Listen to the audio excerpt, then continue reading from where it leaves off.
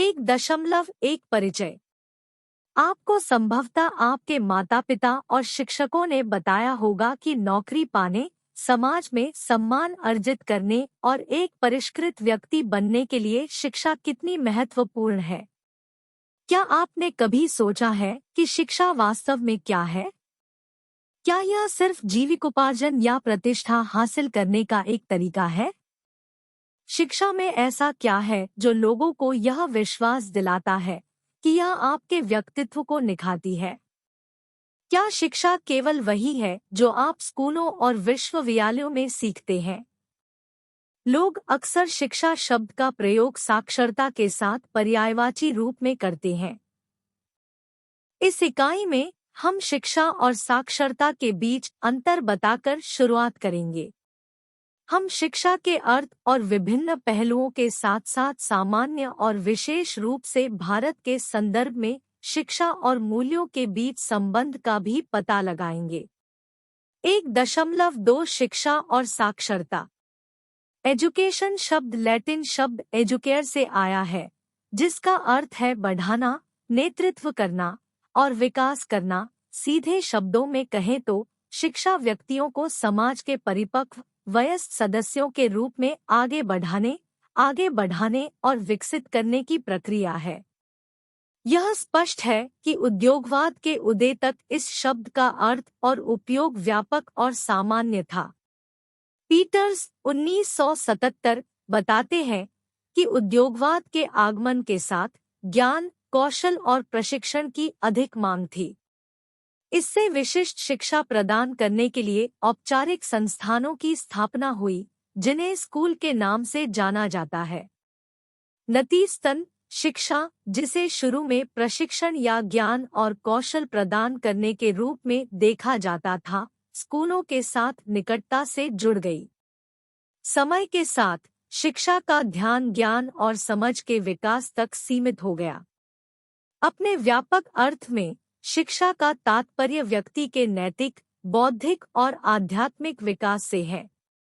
केवल प्रशिक्षण से अलग व्यक्ति के समग्र विकास के रूप में शिक्षा का विचार 19वीं सदी में उभरा। शैक्षिक प्रक्रिया में स्पष्ट निर्देशों या अंतर्निहित प्रभावों के माध्यम से विशिष्ट गुणों और लक्षणों को विकसित करना शामिल है, जैसे कि परिवार के भीतर बड़ा होना, रिश्तेदारों के साथ बातचीत करना और सहकर्मी समूहों के साथ जुड़ना। शिक्षा के क्षेत्र में वह सब शामिल है जो बच्चे स्कूलों में सीखते हैं।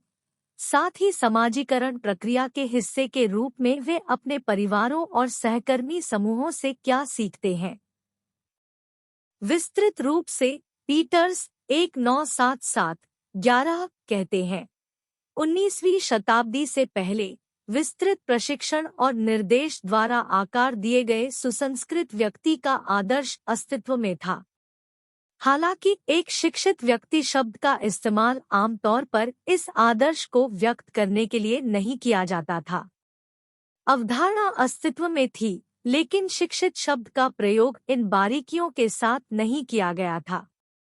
शिक्षा को स्पष्ट रूप से प्रक्रियाओं के एक समूह के रूप में नहीं देखा गया था जो एक शिक्षित व्यक्ति के विकास की ओर ले जाता है, जैसा कि आज समझा जाता है। पुनर्जागरण के विद्वानों ने लैटिन और अन्य शास्त्रीय भाषाओं को सीखने के महत्व पर जोर दिया। वे एक शिक्षित व्यक्ति को वह मानते थे जिसने लैटिन और शास्त्रीय भाषाओं में महारत हासिल की हो और शास्त्रीय साहित्य का अध्ययन किया हो। लक्ष्य बच्चों को मनुष्य पर केंद्रित मानवतावादी ज्ञान प्रदान करना था। इनमें से अधिकांश शिक्षक साहित्यकार थे, जिनमें लेखक, कवि, अनुवादक और शिक्षक शामिल थे। उन्होंने छात्रों से अपनी क्षमताओं को विकसित करने का आग्रह किया ताकि वे साहित्य और अपने जीवन में प्रचलित रीतिरिवाजों और सामान्यता पर सवाल उठा सके। इस प्रकार की शिक्षा विशिष्ट रूप से अभिजात वर्ग के लिए थी। ऑर्नस्टीन और लेविन 1993 वर्ष 1423 में प्रिंटिंग प्रेस के आविष्कार के साथ शिक्षा के इतिहास में एक महत्वपूर्ण क्षण आया। इस नवाचार ने पुस्तकों और मुद्रित सामग्रियों को अधिक सुलभ बना दिया, जिससे साक्षरता में वृद्धि हुई। 16वीं और 17वीं शताब्दी में प्रोटेस्टेंट सुधारकों ने स्थानीय स्कूलों के माध्यम से जनता के बीच साक्षरता फैलाने में भूमिका निभाई। इन स्कूलों ने समुदाय की भाषा में पढ़ना, लिखना, अंकगणित और धर्म सिखाने पर ध्यान केंद्रित किया। रोजमर्रा की भाषा में शिक्षा और साक्षरता को अक्सर एक दूसरे के स्थान पर उपयोग किया जाता है। हालांकि साक्षरता विशेष रूप से पढ़ने, लिखने और अंकगणित के कौशल को संदर्भित करती है, जिसे आमतौर पर 3 R के रूप में जाना जाता है। सरकारी निकाय, गैरसरकारी संगठन और अंतर्राष्ट्रीय संगठन इन कौशलों को सिखाने के लिए साक्षरता अभियान चलाते हैं।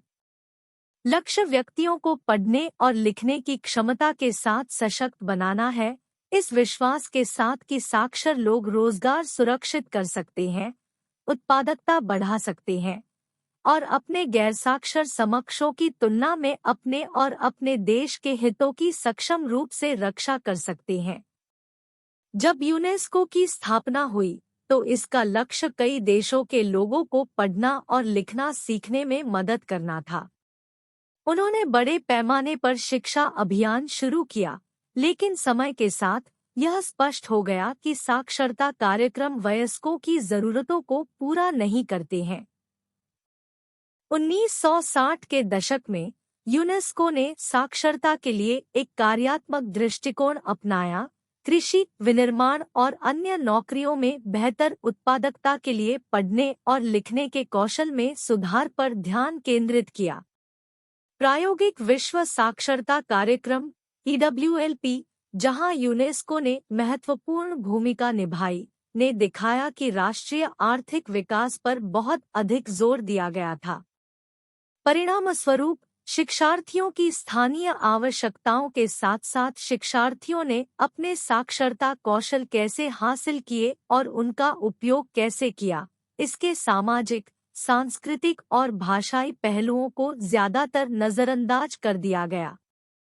1970 के दशक में साक्षरता के विचार का विस्तार हुआ, विशेष रूप से पाउलो फ्रेयर के प्रभाव से, जिन्होंने साक्षरता को एक शैक्षिक प्रक्रिया के रूप में उजागर किया। मुख्य ध्यान लोगों से यथास्थिति पर सवाल उठाने और यदि आवश्यक हो तो बदलाव के लिए प्रयास करने का आग्रह करने पर था। पिछले साक्षरता कार्यक्रमों के विपरीत, जो शिक्षार्थियों को लाभार्थियों के रूप में देखते थे, फ्रेयर ने उन्हें अभिनेता और विषय के रूप में देखा। इस बदलाव ने साक्षरता को, जो परंपरागत रूप से कक्षाओं तक ही सीमित थी, समाज के सामाजिक राजनीतिक दायरे तक विस्तारित किया। सामाजिक, सांस्कृतिक और भाषाई संदर्भ महत्वपूर्ण हो गए। यूनेस्को ने महत्वपूर्ण साक्षरता में उनके योगदान को मान्यता देते हुए 1975 में पाउलो फ्रेयर को अपना एक साक्षरता पुरस्कार प्रदान किया।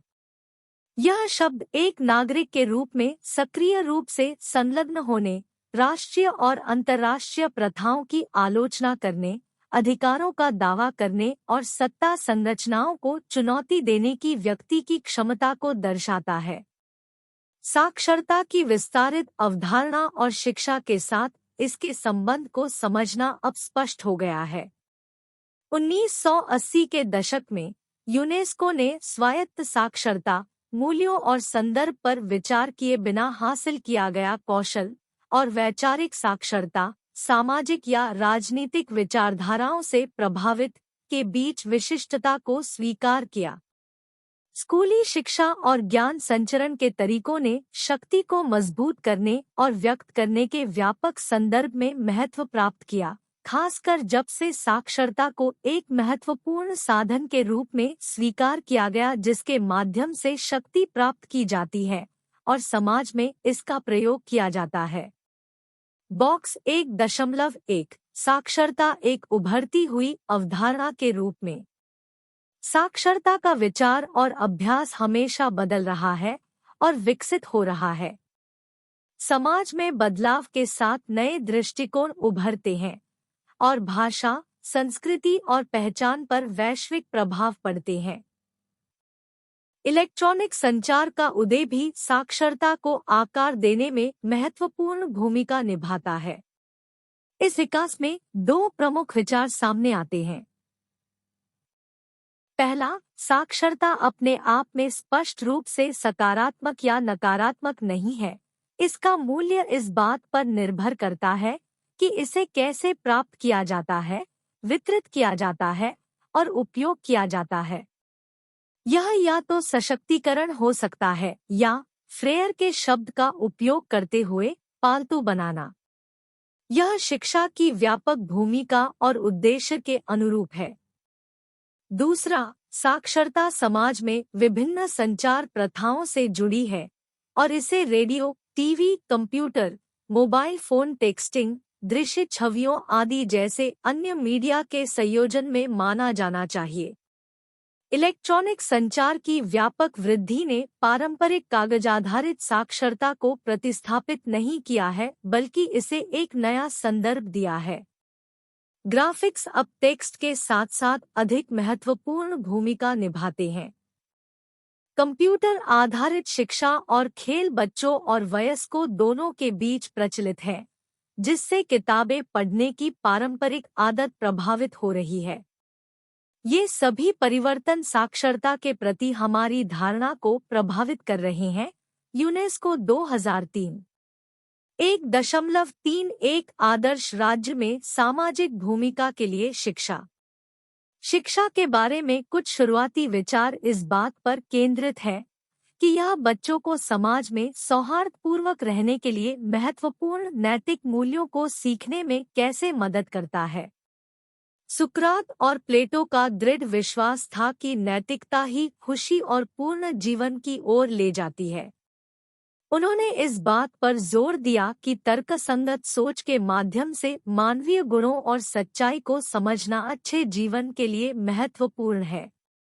उनके अनुसार जीवन के सभी पहलुओं में नैतिक अस्तित्व के लिए दार्शनिक तर्क आवश्यक है। प्लेटो ने तर्क दिया कि एक दार्शनिक का अंतिम लक्ष्य सर्वोच्च रूप का ज्ञान प्राप्त करना है, जो समझदारी, प्रकृति और हर चीज का सार का स्रोत है।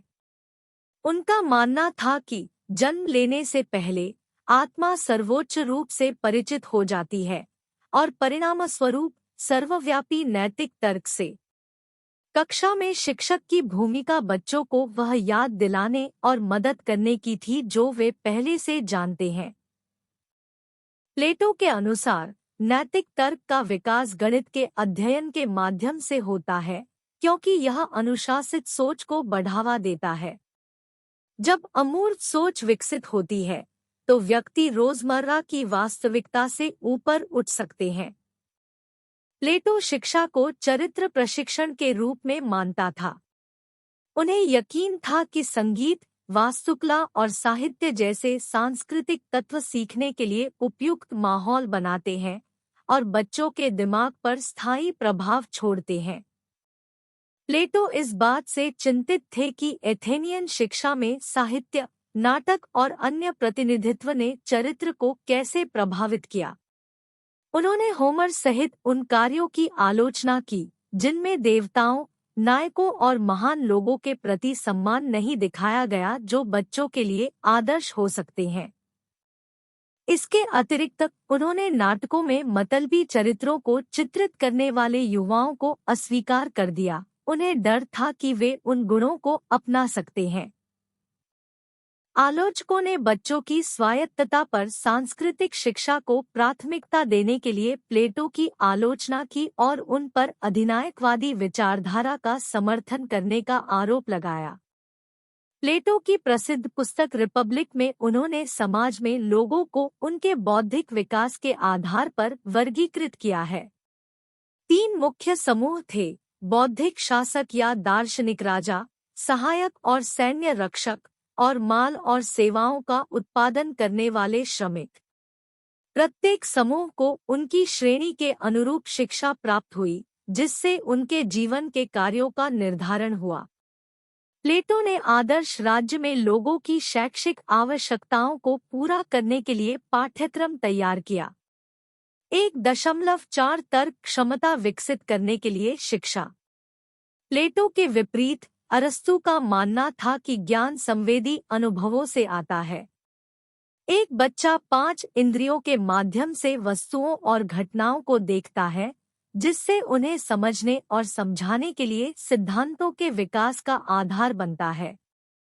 विशिष्ट अवलोकनों से सामान्य निष्कर्ष निकालने की प्रक्रिया को आगमनात्मक तर्क कहा जाता है। उदाहरण के लिए, एक बच्चा कुछ दिनों में कलियों को फूल बनते देखता है और यह निष्कर्ष निकालता है कि उसके बगीचे में गुलाब की कली भी समय के साथ फूल बन जाएगी। प्लेटो की तरह अरस्तू का विचार था कि राज्य को शिक्षा का प्रभारी होना चाहिए। इस तरह राज्य अपने इच्छित नागरिकों को आकार देने के लिए शिक्षा का उपयोग कर सकता है। अरस्तू का मानना था कि शिक्षा का मुख्य लक्ष्य नैतिक मूल्यों और गुणों का विकास करना है। उनके अनुसार बच्चे आचरण से गुण सीखते हैं। उनके अपने शब्दों में, हम न्यायपूर्ण कार्य करने से बनते हैं, संयमित कार्य करने से संयमी बनते हैं, बहादुर कार्य करने से बहादुर बनते हैं। ट्रांस 1976, 91 से 92। एक बच्चे को माता पिता, बड़ों और शिक्षकों से जो मार्गदर्शन मिलता है वह महत्वपूर्ण है। अरस्तू ने सुझाव दिया कि 7 वर्ष की आयु तक बच्चे की शिक्षा शारीरिक प्रशिक्षण और चरित्र निर्माण पर केंद्रित होनी चाहिए। 7 से 21 वर्ष की आयु तक शिक्षा पर राज्य का नियंत्रण होना चाहिए। इस दौरान बच्चों को जिम्नास्टिक, पढ़ना, ड्राइंग और संगीत सीखना चाहिए। ये विषय उन्हें शिक्षा के अंतिम चरण के लिए तैयार करेंगे, जो जीवन भर चलता है और स्कूल की दीवारों से परे जाता है। प्लेटो के विपरीत अरस्तू ने महिलाओं के लिए उच्च शिक्षा का उल्लेख नहीं किया। उन्होंने शिक्षा के अंतिम चरण को उदार शिक्षा कहा, जो मन को अज्ञानता से मुक्त करती है और स्वतंत्र मनुष्यों के लिए उपयुक्त है। इस चरण में विषय अरस्तू के लिसेयों में पढ़ाए जाने वाले विषयों के समान गणित, तर्क, तत्वमीमांसा, नैतिकता, राजनीति, सौंदर्य शास्त्र, संगीत, कविता, अलंकार, भौतिकी और जीव विज्ञान शामिल है। 1.5 शिक्षा, बच्चों की जिज्ञासाओं का समाधान। शिक्षा को आमतौर पर व्यक्तियों को बुद्धिमानी से जीने और समाज में योगदान करने के लिए आवश्यक जानकारी प्रदान करने के रूप में देखा जाता है। इसमें स्कूलों में मौलिक ज्ञान पढ़ाना शामिल है, जो समय के साथ कठोर और मानकीकृत हो सकता है। नतीजतन शैक्षिक पाठ्यक्रम को सामाजिक परिवर्तनों के अनुकूल बनाने और व्यक्तियों को प्रभावी ढंग से समाज की सेवा करने के लिए सक्षम करने के लिए नियमित रूप से अद्यतन किया जाना चाहिए। स्वाभाविक रूप से बच्चे अक्सर अपनी क्षमताओं और सीखने की उत्सुकता को प्रदर्शित करने का प्रयास करते हुए एक दूसरे के साथ प्रतिस्पर्धा करते हैं। कई चर्चाएं इस बात पर केंद्रित हैं कि शिक्षा को सार्वभौमिक और अधिक प्रभावशाली कैसे बनाया जाए। होल्ट ने अनिवार्य और प्रतिस्पर्धी शिक्षा प्रणाली की आलोचना की, जिसने पुरस्कार और दंड की संरचना पेश की। उनके अनुसार पारंपरिक शिक्षा प्रथाएं मानव जाति के सभी सामाजिक आविष्कारों में सबसे सत्तावादी और खतरनाक है, जो एक आधुनिक गुलाम राज्य का आधार बनती है, जहां लोग लालच, ईर्ष्या से प्रेरित होकर केवल निर्माता, उपभोक्ता, दर्शक और प्रशंसक की तरह महसूस करते हैं। और डर, होल्ट 1976, 8। तो समाधान क्या है? होल्ट के दृष्टिकोण का अनुसरण करते हुए वर्तमान शिक्षा प्रणाली को समाप्त करने की आवश्यकता है। यह विशेष रूप से महत्वपूर्ण है क्योंकि यह व्यक्तियों को प्रतिबंधित करता है, उनकी जन्मजात क्षमता और क्षमताओं को सीमित करता है। इसका तात्पर्य यह है कि स्वयं के बारे में निर्णय लेने, अपने विचारों को नियंत्रित करने, दुनिया का पता लगाने और अपने जीवन को अर्थ देने का मौलिक अधिकार बाहरी एजेंसी शैक्षिक प्रणाली को सौंप दिया गया है। ऐसी प्रणाली जो एक बच्चे पर पूर्ण नियंत्रण रखती है, जीवंत, सामाजिक और मानसिक रूप से स्वतंत्र वयस्कों का पोषण करने के बजाय ऐसे व्यक्तियों को पैदा करने की नींव रखती है जो गुलामों के समान होते हैं, जिनमें स्वतंत्रता और बुद्धिमत्ता की कमी होती है और लालच, ईर्ष्या और भय से प्रेरित होते हैं। क्या इसका मतलब यह है कि हमें दूसरों के साथ बातचीत नहीं करनी चाहिए या उनके विचारों और व्यवहार को प्रभावित नहीं करना चाहिए? क्या हम पूर्ण सामाजिक अलगाव में रह सकते हैं? नहीं, क्योंकि दैनिक जीवन में हम कई लोगों से मिलते हैं और बातचीत करते हैं, जिससे उन पर विभिन्न तरीकों से प्रभाव पड़ता है। इसी प्रकार हम दूसरों से आकार लेते हैं। मुख्य बात यह नहीं है कि दूसरों को ऐसी स्थिति में रखा जाए जहां वे हमसे प्रभावित होने के लिए मजबूर महसूस करें। हमें व्यक्तियों को हमारे दृष्टिकोण को स्वतंत्र रूप से स्वीकार करने या अस्वीकार करने देना चाहिए, यह सुनिश्चित करते हुए कि उनकी चुनने की स्वतंत्रता प्रतिबंधित नहीं है। शिक्षा में यह तर्क बच्चों को वह सीखने के लिए प्रोत्साहित करने का समर्थन करता है जिसमें वे वास्तव में रुचि रखते हैं, न कि उन्हें वह याद करने के लिए मजबूर करते हैं जो हम आवश्यक समझते हैं। होल्ट इसे वास्तविक शिक्षा या सच्ची शिक्षा कहते हैं।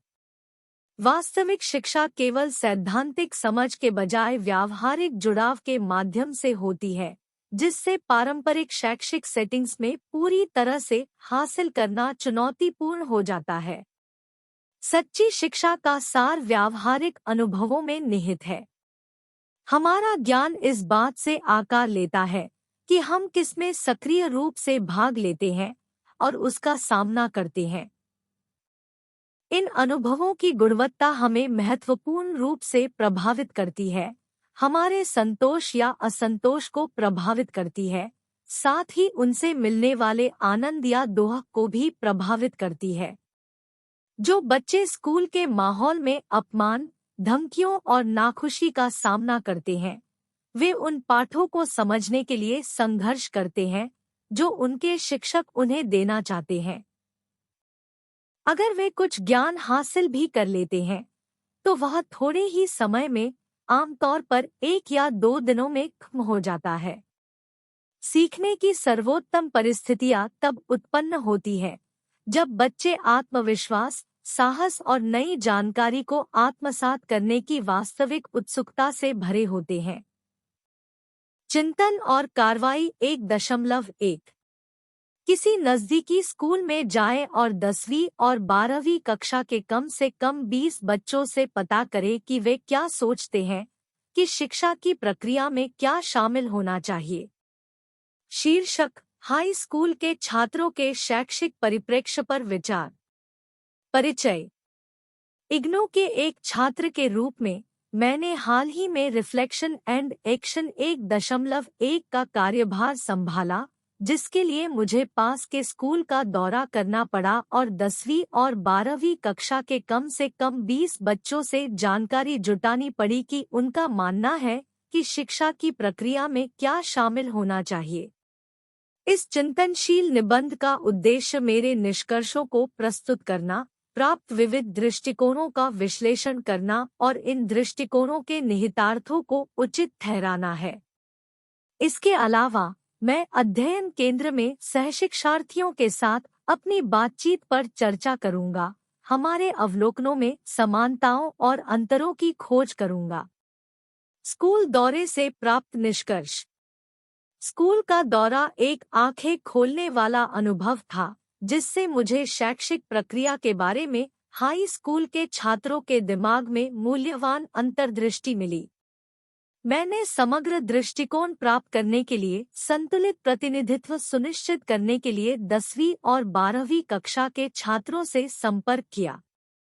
प्रतिक्रियाएं व्यापक रूप से भिन्न थी, जो छात्रों के बीच विचारों की विविधता को दर्शाती है। 1. व्यावहारिक शिक्षा पर जोर। बड़ी संख्या में छात्रों ने, विशेष रूप से 12वीं कक्षा से, सीखने के लिए अधिक व्यावहारिक और व्यावहारिक दृष्टिकोण की इच्छा व्यक्त की। उन्होंने सैद्धांतिक ज्ञान के वास्तविक दुनिया के अनुप्रयोगों के महत्व पर जोर दिया। कई लोगों का मानना था कि व्यावहारिक सीखने के अनुभव अवधारणाओं की उनकी समझ को बढ़ाएंगे और उन्हें भविष्य की चुनौतियों के लिए बेहतर ढंग से तैयार करेंगे। 2. जीवन कौशल का समावेश। दोनों कक्षाओं के कई छात्रों ने शिक्षा प्रणाली में जीवन कौशल को पाठ्यक्रम में शामिल करने की आवश्यकता पर प्रकाश डाला। उन्होंने संचार, आलोचनात्मक सोच और समस्या समाधान जैसे व्यावहारिक कौशल सीखने की इच्छा व्यक्त की, जिसे वे शिक्षा से परे जीवन के विभिन्न पहलुओं में सफलता के लिए महत्वपूर्ण मानते थे। 3. वैयक्तिकृत शिक्षण पथ। एक उल्लेखनीय अवलोकन वैयक्तिकृत शिक्षण पथों की मांग थी।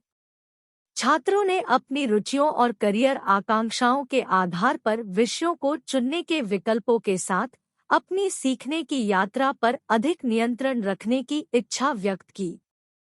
उन्होंने महसूस किया कि इस तरह का लचीलापन अधिक आकर्षक और संतुष्टिदायक शैक्षिक अनुभव में योगदान देगा। 4. प्रौद्योगिकी का एकीकरण। अधिकांश छात्रों, विशेषकर 10वीं कक्षा के छात्रों ने सीखने की प्रक्रिया में प्रौद्योगिकी को एकीकृत करने के महत्व पर जोर दिया। उनका मानना था कि प्रौद्योगिकी डिजिटल देशी पीढ़ी की प्राथमिकताओं को पूरा करते हुए सीखने को अधिक इंटरैक्टिव और गतिशील बना सकती है। वर्चुअल लैब, ऑनलाइन संसाधन और इंटरैक्टिव मल्टीमीडिया सामग्री का विचार उन्हें विशेष रूप से आकर्षित कर रहा था। 5. मानसिक स्वास्थ्य को संबोधित करना। छात्रों के साथ मेरी चर्चाओं से जो चिंताजनक प्रवृत्ति उभर कर सामने आई, वह शैक्षिक ढांचे के भीतर मानसिक स्वास्थ्य को संबोधित करने की आवश्यकता की मान्यता थी।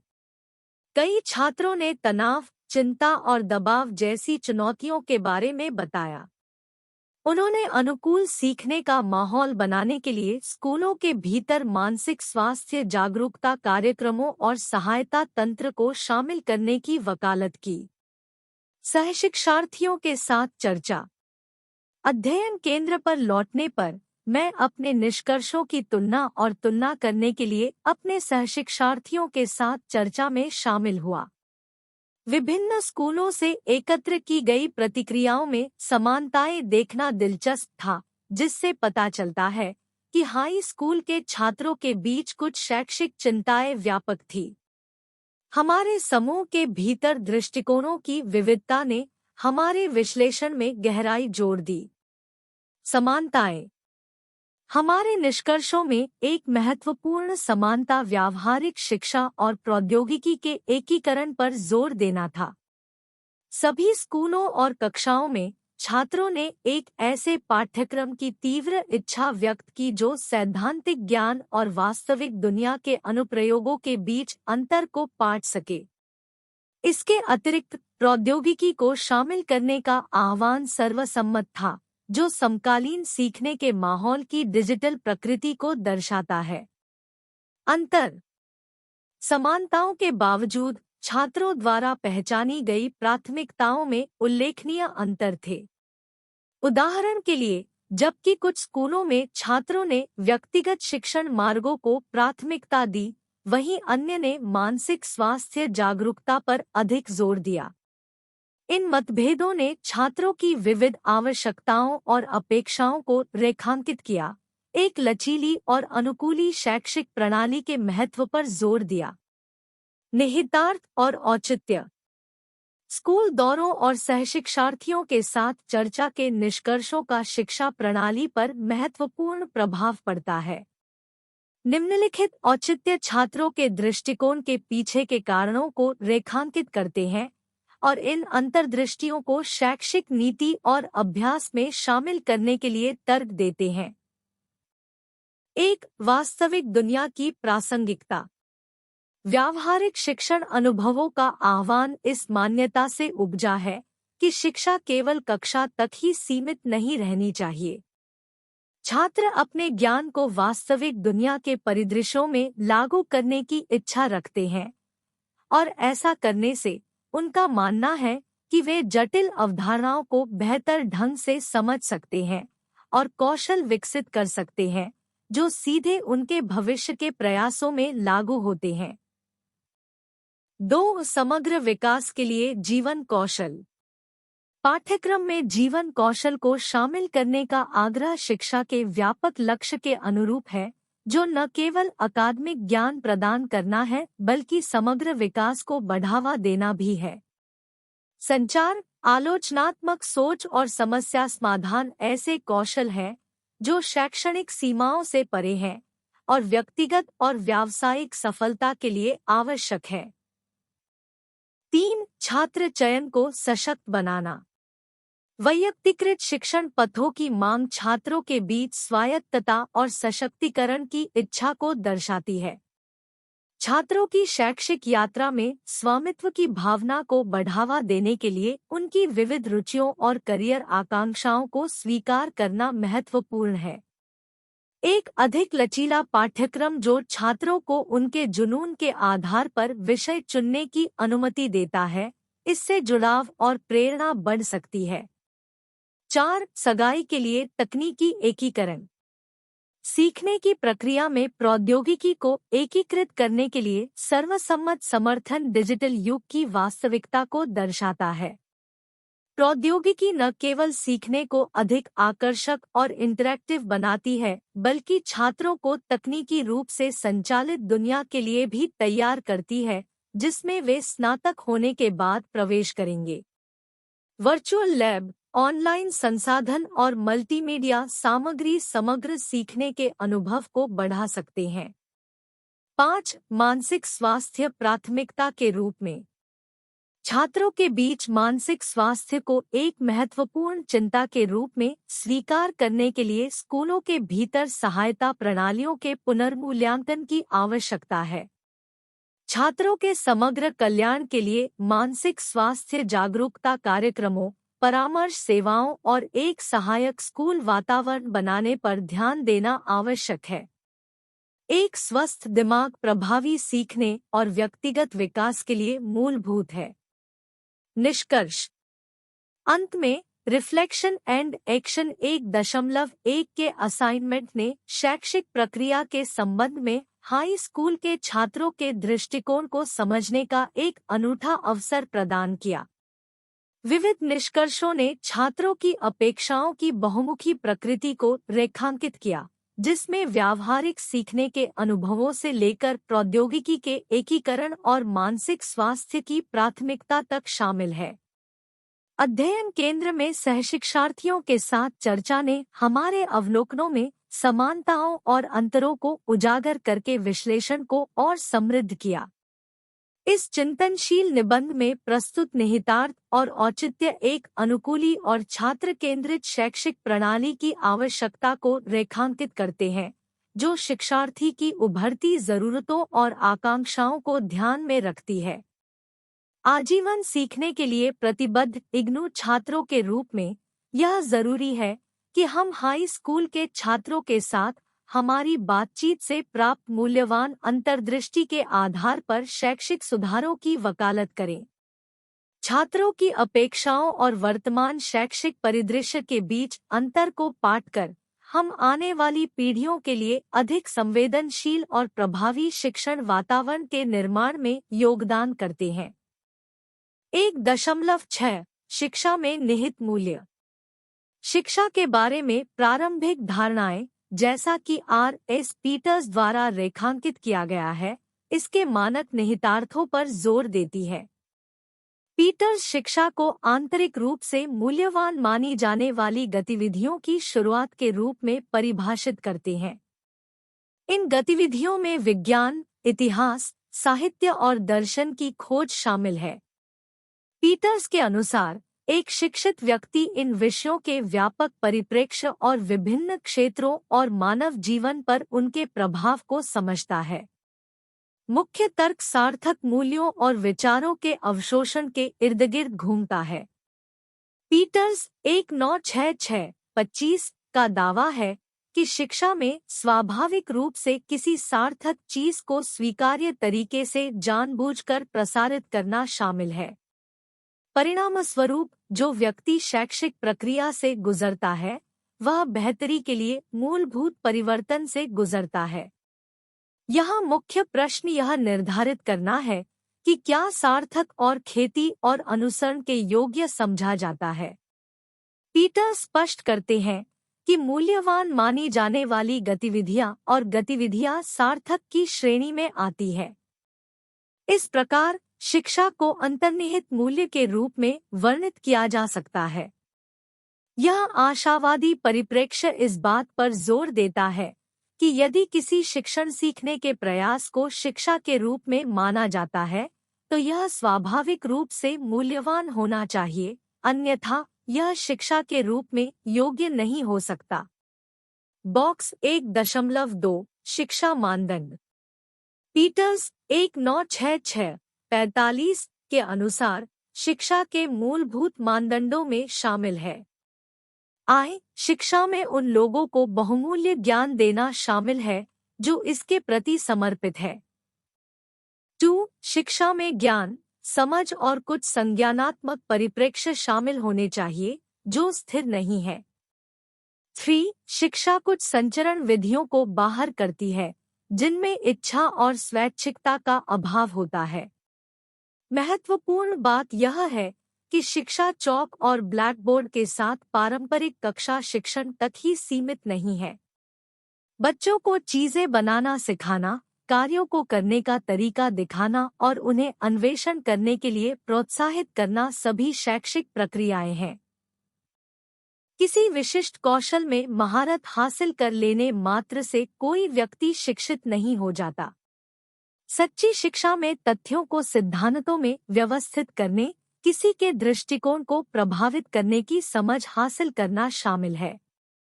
दूसरे शब्दों में, किसी विषय में विशेषज्ञता किसी व्यक्ति को जानकार तो बना सकती है, लेकिन वास्तव में शिक्षित नहीं बना सकती जब तक कि वह विशेषज्ञता जीवन के अन्य पहलुओं पर उनके दृष्टिकोण को आकार न दे। पीटर्स इस बात पर जोर देते हैं कि शिक्षा का परिवर्तनकारी प्रभाव होता है जहां एक शिक्षित व्यक्ति व्यापक वास्तविकता के भीतर मुद्दों को प्रासंगिक बनाता है और 2. अपने हित के क्षेत्र में निहित मानकों का पालन करता है। ऐसा माना जाता है कि विचार और जागरूकता के सभी रूपों में मूल्यांकन के लिए अद्वितीय मानक होते हैं। यह व्यक्ति के व्यापक विकास के रूप में शिक्षा के विचार से मेल खाता है जिसे पीटर्स ने शिक्षा संपूर्ण मनुष्य के लिए है के रूप में व्यक्त किया है। 1.7 अंतरसांस्कृतिक परिप्रेक्ष्य से शिक्षा की प्रकृति और दायरा। पिछले पृष्ठों में हमने चर्चा की कि शिक्षा का विचार विभिन्न संस्कृतियों और ऐतिहासिक कालों में कैसे भिन्न होता है। शिक्षा मानवता के अस्तित्व और ज्ञानोदय के संघर्ष से विकसित हुई है। पश्चिमी सभ्यता ने अमेरिकी शिक्षा को महत्वपूर्ण रूप से प्रभावित किया है, लेकिन वैश्विक शैक्षिक इतिहास मेसोअमेरिकी, अफ्रीकी और एशियाई सभ्यताओं से भी समृद्ध हुआ है।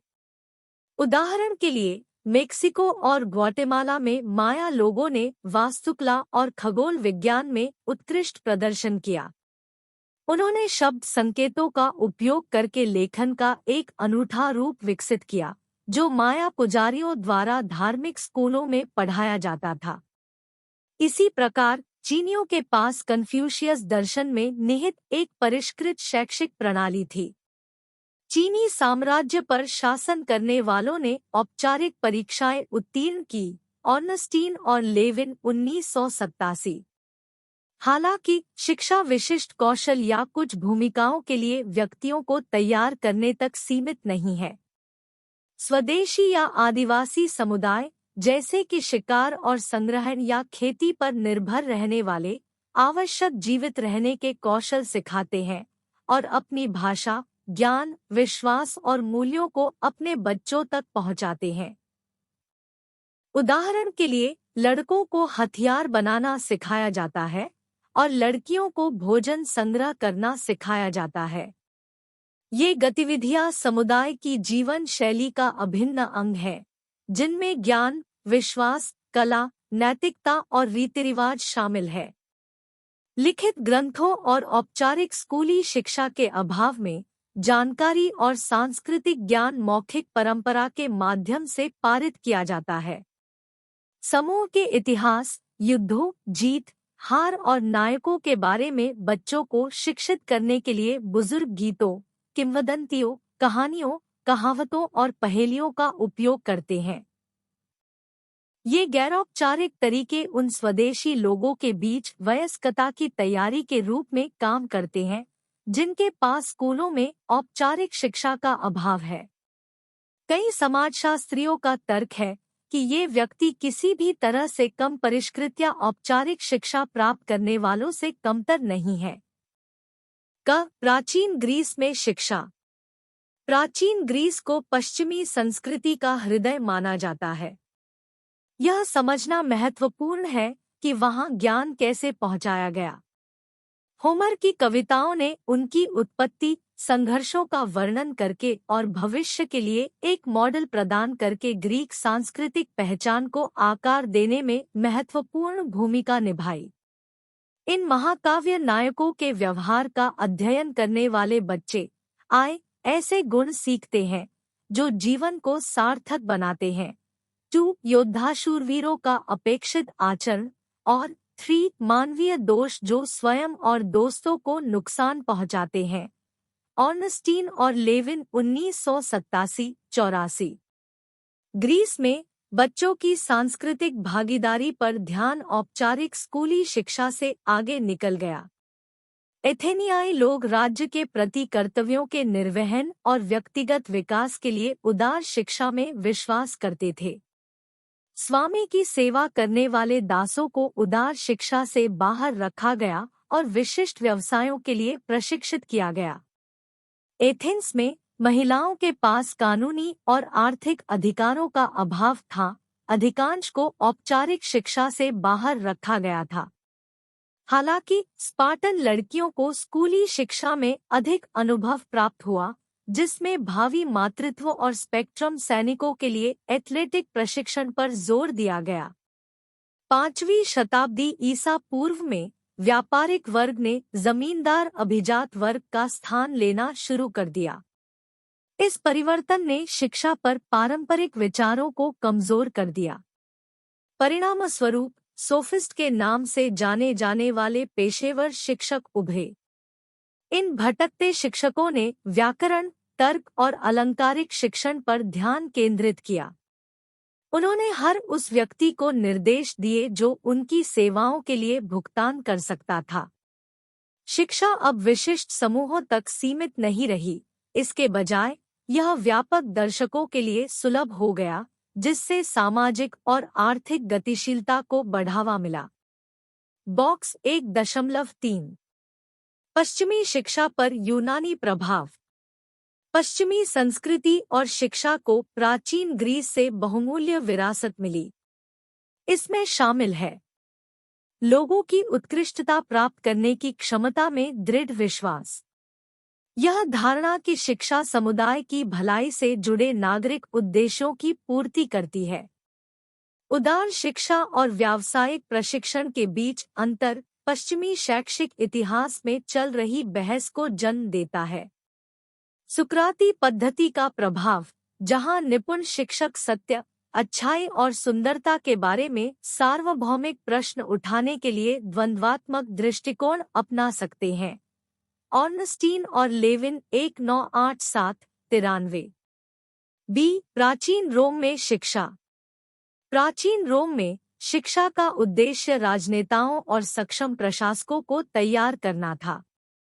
यह उन लोगों के लिए सौभाग्य की बात थी जो इसे वहन कर सकते थे और जिनके पास स्कूल जाने का समय था।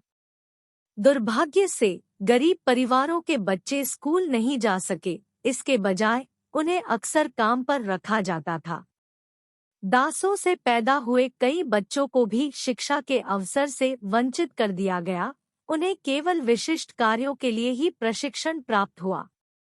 उच्च कक्षाओं में लड़कियों ने घर पर पढ़ना और लिखना सीखा, जबकि लड़कों ने प्राथमिक विद्यालयों और बाद में माध्यमिक विद्यालयों में भाग लिया, जहां उन्होंने लैटिन और ग्रीक व्याकरण का अध्ययन किया।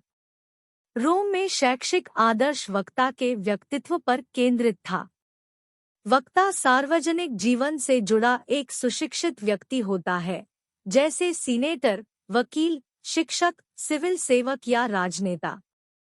एक सफल वक्ता वह व्यक्ति होता है जो किसी मंच पर बहस और तर्क वितर्क में उत्कृष्ट होता है। एक प्रमुख रोमन सीनेटर सिसरो 106 से 143 ईसा पूर्व ने इस आदर्श का उदाहरण प्रस्तुत किया। वह ग्रीक और लैटिन व्याकरण, साहित्य, इतिहास और अलंकार में कुशल थे। सिसरो का मानना था कि एक वक्ता के लिए आदर्श शिक्षा में खगोल विज्ञान, नैतिकता, भूगोल, इतिहास, कानून, चिकित्सा, सैन्य विज्ञान, प्राकृतिक विज्ञान, दर्शन और मनोविज्ञान सहित विषयों की एक विस्तृत श्रृंखला शामिल होनी चाहिए। इन विषयों की महारत ने वक्ता को सम्मोहक तर्क विकसित करने और प्रस्तुत करने, दर्शकों की भावनाओं से जुड़ने और सार्वजनिक मामलों में प्रभाव डालने में सक्षम बनाया। मध्य युग में शिक्षा। मध्ययुगीन काल के दौरान यूरोप में शिक्षा मुख्य रूप से चर्च से जुड़ी संस्थाओं में होती थी। इनमें प्राथमिक पैरिश स्कूल, चैंट्री स्कूल और मठवासी स्कूल शामिल थे। शूरवीरों को सैन्य मामलों और महलों में शूरवीर व्यवहार संहिता का प्रशिक्षण प्राप्त हुआ। मठवासी और कैथेड्रल स्कूलों ने माध्यमिक स्तर पर एक सामान्य अध्ययन पाठ्यक्रम प्रदान किया। कुछ स्कूलों ने बुनियादी शिक्षा और व्यापार प्रशिक्षण भी प्रदान किया, लेकिन इनका रखरखाव चर्च द्वारा नहीं, बल्कि व्यापारियों और शिल्प संघों द्वारा किया जाता था। स्कूलों में अधिकांश छात्र पुजारी, भिक्षुओं या मौलवियों के रूप में धार्मिक जीवन जीने की इच्छा रखते थे, जबकि भूदास सामंती प्रभुओं की संपत्ति पर कृषि श्रमिक के रूप में काम करते थे। 11वीं शताब्दी तक एक शैक्षिक परंपरा उभरी जिसमें पूछताछ, विद्वता और शिक्षण पर जोर दिया गया। आस्था और तर्क को सत्य का पूरक स्रोत माना जाता था। शिक्षण देने वाले मौलवी, जिन्हें विद्वानों के नाम से जाना जाता है, का मानना था कि मानवीय तर्क के महत्व को स्वीकार करते हुए भगवान के शब्द पवित्र धर्मग्रंथों और चर्च के पिताओं के लेखन में प्रकट हुए थे।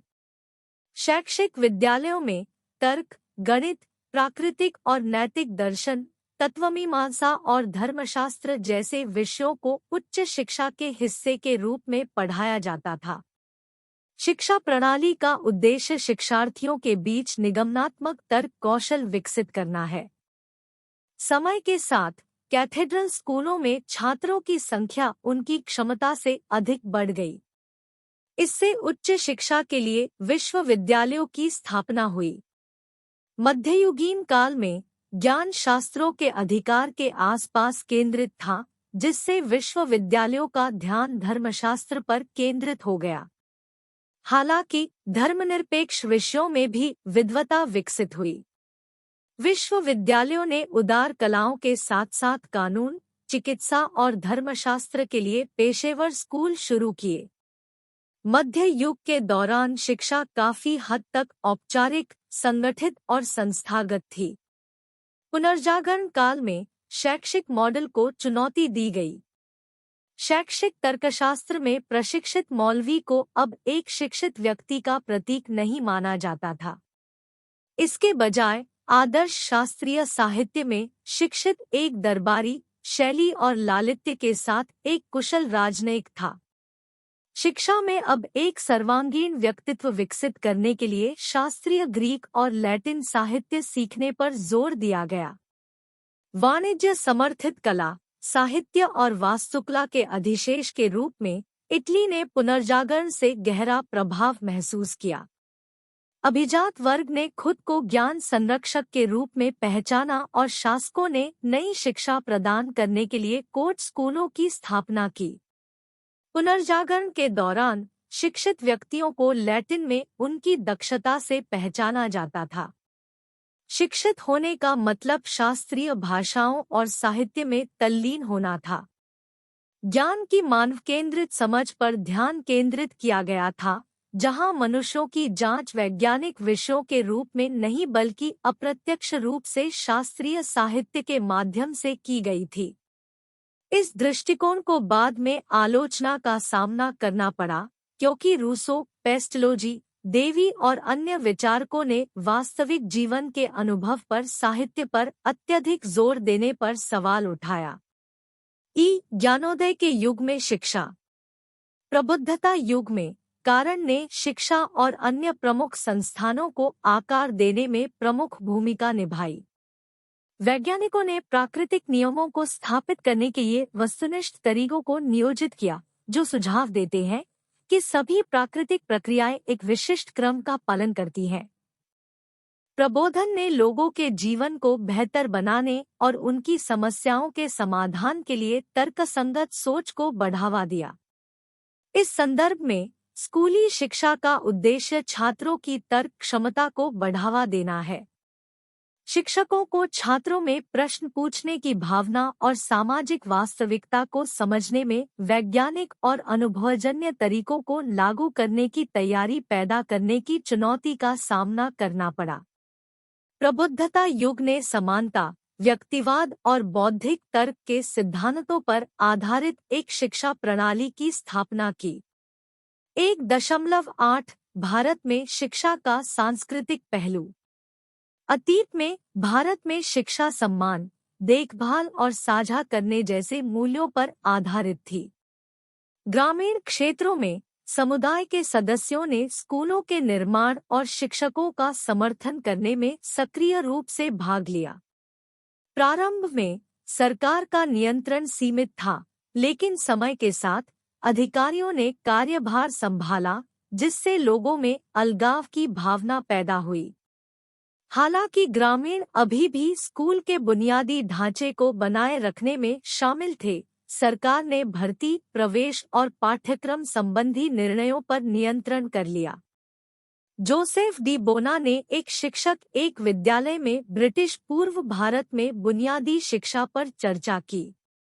गांव के स्कूलों में आमतौर पर केवल एक शिक्षक होता था, आमतौर पर समुदाय द्वारा अत्यधिक सम्मानित एक स्थानीय व्यक्ति।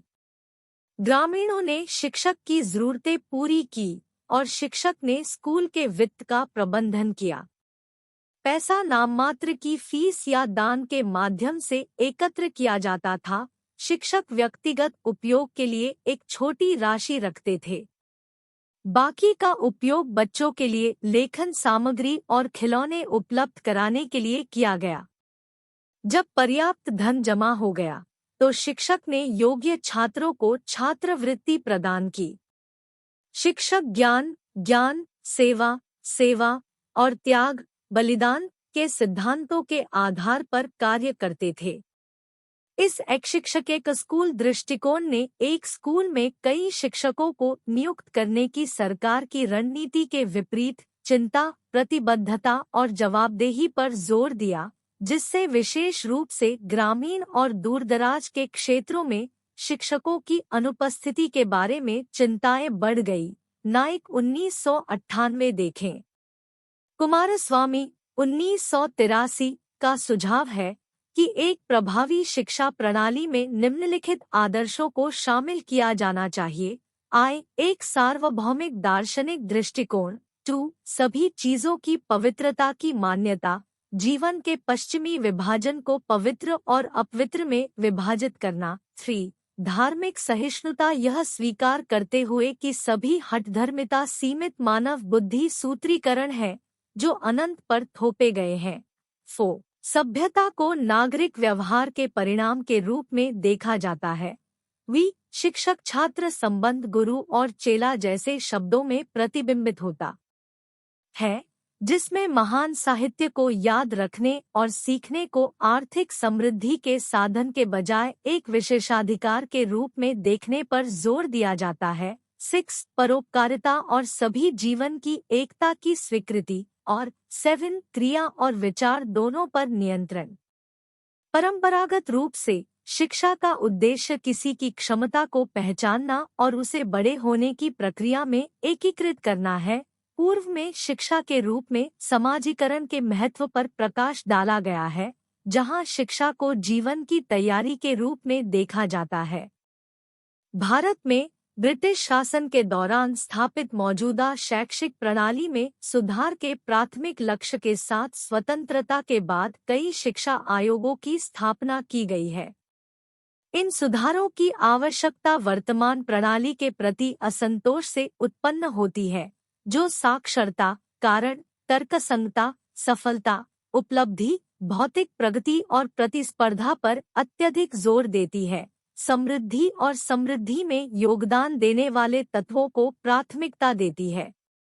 शिक्षा सामग्री को बच्चों को विश्व स्तर पर सफल होने के लिए आवश्यक जानकारी और कौशल से लैस करने के लिए संरचित किया गया है।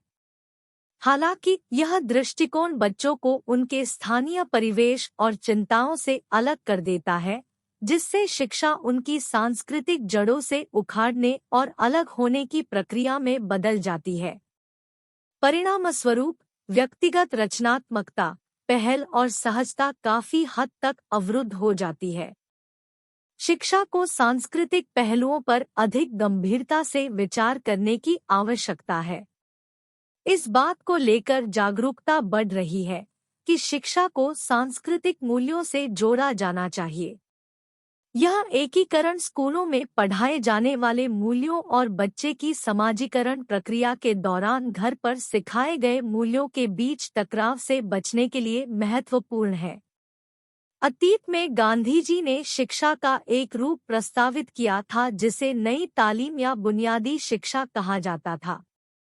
उन्होंने एक ऐसी शिक्षा प्रणाली का लक्ष्य रखा जो आत्मनिर्भरता, अहिंसा के प्रति प्रतिबद्धता, अधिकारों और जिम्मेदारियों के बारे में जागरूकता और शारीरिक श्रम के प्रति सराहना को बढ़ावा दे।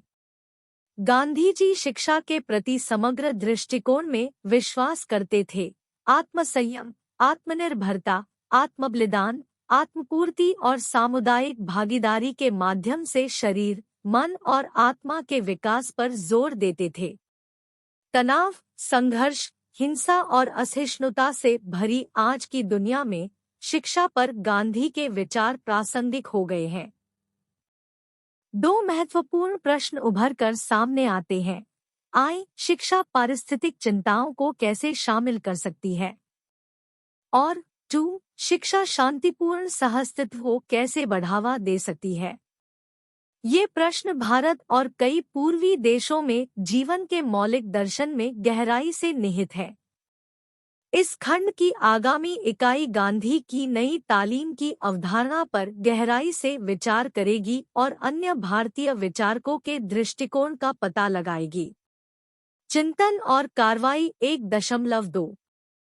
क्या आपको लगता है कि भारत में शिक्षा की पारंपरिक प्रणाली प्रतिस्पर्धा पर जोर देने वाली पश्चिमी प्रणाली का एक वैध विकल्प प्रदान करती है? चर्चा करना। चिंतन और कार्रवाई 1.2 पश्चिमी प्रणालियों की तुलना में पारंपरिक भारतीय शिक्षा की एक महत्वपूर्ण परीक्षा। परिचय। इग्नू में एक छात्र के रूप में मुझे भारत में शिक्षा की पारंपरिक प्रणाली और पश्चिमी प्रणाली के विकल्प के रूप में इसकी व्यवहार्यता पर विचार करने का काम सौंपा गया है, जो अक्सर प्रतिस्पर्धा पर महत्वपूर्ण जोर देती है। यह एक जटिल और बहुआयामी मुद्दा है, जिसके लिए दोनों प्रणालियों के शैक्षिक दर्शन, संरचनाओं और परिणामों की सूक्ष्म खोज की आवश्यकता है। ऐतिहासिक संदर्भ। वर्तमान को समझने के लिए हमें अतीत में जाना होगा।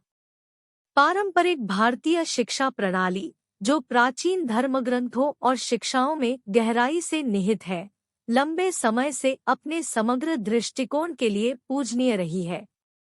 गुरुकुल प्रणाली, जहां छात्र अपने गुरुओं, शिक्षकों के साथ एकांत वातावरण में रहते थे, न केवल शैक्षणिक ज्ञान बल्कि नैतिक और नैतिक मूल्यों पर भी जोर देते थे। इसके विपरीत पश्चिमी शिक्षा प्रणाली पुनर्जागरण और ज्ञानोदय काल से विकसित हुई, जिसमें वैज्ञानिक जांच, व्यक्तिवाद और आलोचनात्मक सोच पर जोर दिया गया। दार्शनिक आधार। पारंपरिक भारतीय शिक्षा प्रणाली की विशेषता आध्यात्मिक और समग्र दृष्टिकोण है, जिसका लक्ष्य व्यक्ति का समग्र विकास है। यह शिक्षा को आत्मसाक्षात्कार प्राप्त करने और उद्देश्यपूर्ण जीवन जीने के साधन के रूप में देखता है। इसके विपरीत पश्चिमी प्रणाली विशेष रूप से अपनी प्रतिस्पर्धी अभिव्यक्तियों में अक्सर व्यक्तिगत उपलब्धि, मापने योग्य परिणामों और आर्थिक सफलता पर जोर देती है। पारंपरिक व्यवस्था में चुनौतियां। हालांकि पारंपरिक भारतीय प्रणाली की अपनी खूबियां हैं, लेकिन यह चुनौतियों से रहित नहीं है। एक आलोचना इसकी कथित कठोरता और परिवर्तन के प्रति प्रतिरोध है। रटने पर जोर और व्यावहारिक कौशल का सीमित प्रदर्शन अनुकूलनशीलता में बाधा बन सकता है, जो आज की गतिशील दुनिया में एक महत्वपूर्ण विशेषता है। इसके अतिरिक्त प्राचीन काल की जाति-आधारित शिक्षा प्रणाली ने सामाजिक असमानताओं में योगदान देकर एक स्थायी प्रभाव छोड़ा है। प्रतिस्पर्धा पर पश्चिमी जोर। पश्चिमी प्रणाली विशेष रूप से अपने समकालीन रूप में प्रतिस्पर्धी भावना से चिह्नित है। छात्र अक्सर खुद को ग्रेड, छात्रवृत्ति और बाद में नौकरियों की दौड़ में पाते हैं। हालांकि प्रतिस्पर्धा नवाचार और उत्कृष्टता को बढ़ावा दे सकती है, लेकिन इसकी अपनी कमियां भी हैं। साथियों से बेहतर प्रदर्शन करने का दबाव, तनाव, मानसिक स्वास्थ्य संबंधी समस्याएं और समग्र विकास की कीमत पर सफलता पर ध्यान केंद्रित करने में बाधा पैदा कर सकता है। सफलता मैट्रिक्स की जांच। मूलभूत अंतरों में से एक यह है कि सफलता को कैसे मापा जाता है। पारंपरिक भारतीय प्रणाली ने ऐतिहासिक रूप से चरित्र, नैतिक मूल्यों और सामाजिक योगदान को महत्व दिया है। सफलता केवल शैक्षणिक उपलब्धियों से ही परिभाषित नहीं होती, बल्कि व्यक्ति की संतुलित और सार्थक जीवन जीने की क्षमता से भी परिभाषित होती है। पश्चिमी प्रणाली अधिक भौतिकवादी विश्व दृष्टिकोण से प्रभावित होकर अक्सर सफलता को वित्तीय समृद्धि और व्यावसायिक उपलब्धियों के संदर्भ में मापती है। वैश्वीकरण और बदलती गतिशीलता। वैश्वीकरण के युग में दोनों प्रणालियां विकसित हो रही हैं। पारंपरिक भारतीय प्रणाली प्रासंगिक बने रहने के लिए प्रौद्योगिकी और समसामयिक विषयों सहित आधुनिक तत्वों को शामिल कर रही है। इसके साथ ही पश्चिमी प्रणाली भावनात्मक बुद्धिमत्ता और नैतिक विचारों के तत्वों को शामिल करते हुए समग्र शिक्षा के महत्व को पहचान रही है। सांस्कृतिक संवेदनशीलता। इस चर्चा को सांस्कृतिक संवेदनशीलता के साथ देखना आवश्यक है। एक सांस्कृतिक संदर्भ में जो काम करता है, वह दूसरे में मूल रूप से अनुवादित नहीं हो सकता है। पारंपरिक भारतीय प्रणाली, जो देश के सांस्कृतिक और आध्यात्मिक इतिहास में गहराई से निहित है, पश्चिमी सांस्कृतिक संदर्भ के लिए बिल्कुल उपयुक्त नहीं हो सकती है, और इसके विपरीत भी। प्रौद्योगिकी की भूमिका। 21वीं सदी में प्रौद्योगिकी शिक्षा में एक महत्वपूर्ण कारक बन गई है। दोनों प्रणालियां सीखने के अनुभवों को बढ़ाने के लिए डिजिटल उपकरणों का लाभ उठा रही है। चुनौती तकनीकी प्रगति को अपनाने और प्रत्येक प्रणाली के मूल मूल्यों को संरक्षित करने के बीच संतुलन बनाने में है। निष्कर्ष।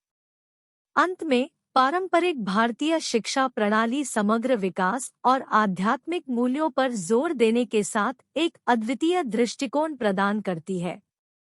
हालांकि इसे तेजी से बदलते वैश्विक परिदृश्य के अनुरूप ढलने में चुनौतियों का सामना करना पड़ता है। पश्चिमी प्रणाली ने अपने प्रतिस्पर्धी अभिविन्यास के साथ नवाचार और आर्थिक विकास को बढ़ावा देने में उल्लेखनीय सफलता हासिल की है। फिर भी यह तनाव और भौतिक सफलता पर अत्यधिक जोर देने के मुद्दों से जूझता है। इग्नू के एक छात्र के रूप में मैं दोनों प्रणालियों से सीखने के महत्व को पहचानता हूँ। शायद कुंजी एक संश्लेषण में निहित है, जहां शिक्षा के लिए अधिक व्यापक और अनुकूलनीय दृष्टिकोण बनाने के लिए प्रत्येक प्रणाली की ताकत को एकीकृत किया जाता है।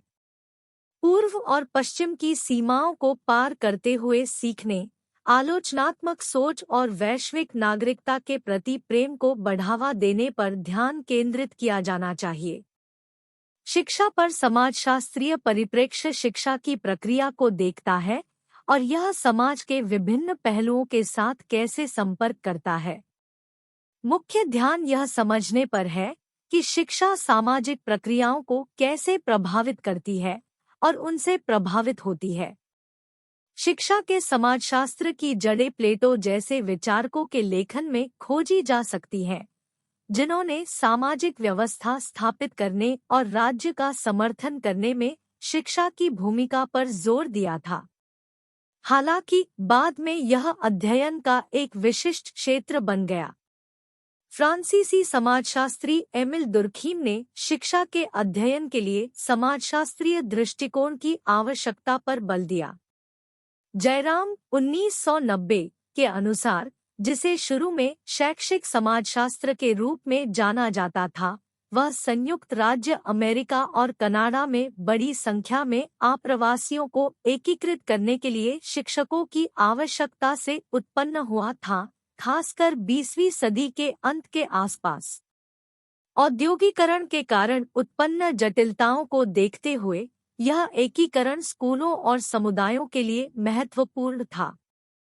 उस समय के प्रमुख प्रश्न आप्रवासियों को समुदाय में मिलाने के प्रभावी तरीकों, पहली बार औपचारिक शिक्षा में प्रवेश करने वाले ग्रामीण बच्चों के लिए शिक्षा की प्रकृति, दायरे और डिजाइन का निर्धारण करने और भाषाओं, जातीय पहचान और धार्मिक संबद्धताओं के प्रभाव को समझने के इर्दगिर्द घूमते थे। सीखने के व्यवहार पर इन मुद्दों को संबोधित करने के लिए शिक्षा की सामाजिक समस्याओं की जांच और सामाजिक कारकों और शिक्षा के बीच संबंध को समझने की आवश्यकता है। प्रतिक्रिया के रूप में समाजशास्त्री और शिक्षाविद एक साथ आए, जिससे शैक्षिक समाजशास्त्र के क्षेत्र को जन्म मिला। इसके दायरे में शिक्षा के उद्देश्यों को निर्धारित करने के लिए आधार स्थापित करना, समाज में शिक्षा की भूमिका को परिभाषित करना और स्कूलों और समुदाय के बीच बातचीत की खोज करना शामिल था। हालांकि समय के साथ शैक्षिक समाजशास्त्र ने अपना प्रभाव खो दिया और इसे अब शिक्षा के समाजशास्त्र के रूप में जाना जाता है। समाज में शिक्षा का अध्ययन जांच का एक मान्यता प्राप्त क्षेत्र बन गया, क्योंकि समाजशास्त्री शैक्षिक प्रक्रिया में रुचि रखते थे। समाजशास्त्री समाज को आकार देने में शिक्षा की भूमिका को तेजी से स्वीकार कर रहे हैं। मैनहेम 1940-271 के अनुसार समाजशास्त्री शिक्षा को केवल मानवतावाद या तकनीकी विशेषज्ञता जैसे अमूर्त सांस्कृतिक आदर्शों को प्राप्त करने के एक तरीके के रूप में नहीं देखते हैं। इसके बजाय वे इसे उन विशिष्ट लक्ष्यों और सामाजिक स्थितियों पर विचार करते हुए व्यक्तियों को प्रभावित करने के साधन के रूप में देखते हैं, जिनके लिए छात्रों को शिक्षित किया जा रहा है। शिक्षा पर समाजशास्त्रीय परिप्रेक्ष्य शिक्षा के सामाजिक और सांस्कृतिक संदर्भ के महत्व पर जोर देता है। दुर्खीम समाज और संस्कृति के संरक्षण में शिक्षा की भूमिका पर जोर देते हैं। यह संरक्षण परिवार, रिश्तेदारी समूह और स्कूल के भीतर मूल्यों, ज्ञान, विश्वासों और कौशल के संचरण के माध्यम से होता है। दूसरी ओर, देवी व्यक्ति के प्राकृतिक विकास और शिक्षा द्वारा सुगम विकास के बीच अंतर करते हैं। यह पहचानना महत्वपूर्ण है कि समाज द्वारा आवश्यक समझे जाने वाले लक्ष्य, मूल्य और कौशल शैक्षिक प्रक्रिया के माध्यम से बताए जाते हैं। महत्वपूर्ण बात यह है कि जैसे जैसे सामाजिक व्यवस्था बदलती है, इन तत्वों में बदलाव आते हैं। यही कारण है कि शिक्षा को एक गतिशील प्रक्रिया के रूप में वर्णित किया गया है। शुक्ला और कुमार 1985 देखें। शिक्षा के लक्ष्यों को देखते हुए हम पूरे इतिहास में शिक्षा के बदलते स्वरूप को समझ सकते हैं। प्राचीन ग्रीस और रोम में शिक्षा प्रणाली का उद्देश्य बच्चों को अपने ऊपर सामूहिकता को प्राथमिकता देना सिखाना था। दुर्खीम मूल रूप से 1956 में 1985-11 में दोहराया गया। इसे यह कहकर स्पष्ट करते हैं, एथेंस में लक्ष्य सुसंस्कृत आत्माओं को आकार देना था, जानकार, सूक्ष्म, संतुलित, सौंदर्य की सराहना करने में सक्षम और अटकलों की खुशी। रोम में फोकस बच्चों को कर्मठ, सैन्य गौरव के प्रति समर्पित, साहित्य और कला के प्रति उदासीन व्यक्ति में बदलना था। मध्य युग में शिक्षा मुख्य रूप से ईसाई थी, लेकिन पुनर्जागरण के दौरान इसने अधिक साहित्यिक और धर्मनिरपेक्ष चरित्र प्राप्त कर लिया। आजकल विज्ञान शिक्षा में वह स्थान ले रहा हूँ जो कभी कला द्वारा लिया जाता था। व्यक्ति की पहचान समाज से गहराई से जुड़ी हुई थी, लेकिन समय के साथ शिक्षा में स्वायत्तता पर जोर देने की दिशा में बदलाव आया है। आज शिक्षा प्रणाली का लक्ष्य किसी व्यक्ति के व्यक्तित्व में स्वायत्तता और आत्मपहचान को बढ़ावा देना है।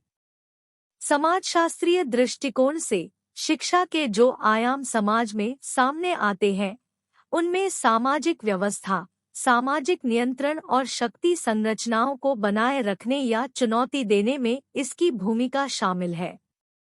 इसके अतिरिक्त शिक्षा सामाजिक परिवर्तन लाने में योगदान देती है। इसमें से अधिकांश स्कूली शिक्षा से प्रभावित है, जिसमें शिक्षकों और छात्रों के बीच बातचीत, शिक्षण की प्रकृति और सामग्री, सीखने की सीमा और अन्य संबंधित पहलू शामिल है। एक अन्य महत्वपूर्ण पहलू स्कूलों और समुदायों के बीच संबंध है। बॉक्स 1.4 शिक्षा में समाजशास्त्रियों के लिए अनुसंधान क्षेत्र। शिक्षा के सामाजिक पहलुओं को बेहतर ढंग से समझने के लिए दुर्खीम ने समाजशास्त्रियों के लिए उपयुक्त 4 शोध क्षेत्रों की रूपरेखा तैयार की, जिनमें शामिल है शिक्षा में वर्तमान सामाजिक तथ्यों की पहचान एवं उनका समाजशास्त्रीय कार्य, शिक्षा और सामाजिक एवं सांस्कृतिक परिवर्तन के बीच संबंध की पहचान, विभिन्न प्रकार की शैक्षिक प्रणालियों में अंतरसांस्कृतिक और तुलनात्मक अनुसंधान, एक चालू सामाजिक व्यवस्था के रूप में कक्षा और स्कूल की जांच। जयराम 1992। कार्नोय 1974 ने कहा कि संयुक्त राज्य अमेरिका और औद्योगिकरण वाले लैटिन अमेरिकी देशों में शिक्षा को उभरती फैक्ट्री प्रणाली का समर्थन करने के लिए तैयार किया गया था। बच्चों को विभिन्न क्षमताओं में फैक्ट्री प्रणाली में सेवा देने के लिए तैयार किया गया। पूंजीवाद के प्रसार के परिणामस्वरूप हुए आर्थिक और सामाजिक परिवर्तनों ने बड़े पैमाने पर स्कूली शिक्षा को बढ़ावा दिया, जिसका लक्ष्य वर्ग संरचना को बनाए रखते हुए कामकाजी वर्ग के बच्चों का पालन पोषण करना था। द्वितीय विश्व युद्ध के बाद पूंजीवादी दुनिया में एक नेता के रूप में संयुक्त राज्य अमेरिका ने सामाजिक परिवर्तन को नियंत्रित करने और आर्थिक भूमिकाएं सौंपने के लिए मॉडल अपनाकर तीसरी दुनिया के देशों को प्रभावित किया। स्कूली शिक्षा ने युद्ध के बाद के अंतर्राष्ट्रीय परिदृश्य में एक महत्वपूर्ण भूमिका निभाई, जो शक्तिशाली आर्थिक और सामाजिक समूहों के हितों को बढ़ावा देने के साधन के रूप में कार्य कर रही थी।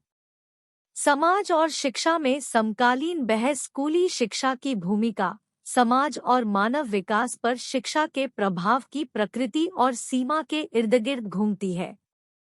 वर्तमान समाजशास्त्रीय चर्चाएं शैक्षिक पाठ्यक्रम की राजनीति, शिक्षा के माध्यम और समाज में स्कूल की भूमिका पर भी केंद्रित है। दिलचस्प बात यह है कि समाजशास्त्री समाज में स्कूल की भूमिका की फिर से जांच कर रहे हैं और इस बुनियादी धारणा पर सवाल उठा रहे हैं कि शिक्षा ही सामाजिक और मानव विकास को चलाने वाला एकमात्र कारक है। वैकल्पिक रूप से वे यह पता लगा रहे हैं कि क्या शिक्षा सामाजिक और मानव विकास में योगदान देती है। 1.10 निष्कर्ष। इस खंड में हमने विभिन्न दृष्टिकोणों से शिक्षा के विचार पर विचार किया है। हमने शिक्षा और साक्षरता के बीच स्पष्ट अंतर बनाकर शुरुआत की। हमने पाया कि साक्षरता में पढ़ना, लिखना और अंकगणित कौशल शामिल है, जबकि शिक्षा एक व्यापक अवधारणा है जो किसी व्यक्ति के समग्र विकास को शामिल करती है। इस आधार पर निर्माण करते हुए हमने शिक्षा को एक आदर्श स्थिति में सामाजिक भूमिकाओं की तैयारी, तर्क क्षमताओं की खेती और यह सीखने के रूप में देखा कि बच्चे वास्तव में क्या जानना चाहते हैं, बजाय इसके कि उन्हें क्या जानना चाहिए। इसके बाद हमने शिक्षा में मूल्यों के पहलू पर गहराई से विचार किया। हमने इस धारणा पर चर्चा की कि शिक्षा स्वाभाविक रूप से अपने स्वयं के मूल्यों को लेकर चलती है। इसके बाद हमने भारत में पारंपरिक शिक्षा प्रणाली में अंतर्निहित मूल्यों की जांच की। यह स्पष्ट हो गया कि भारतीय शिक्षा प्रणाली अनुशासन, ईमानदारी, सच्चाई, दया और सत्यनिष्ठा को महत्व देती है।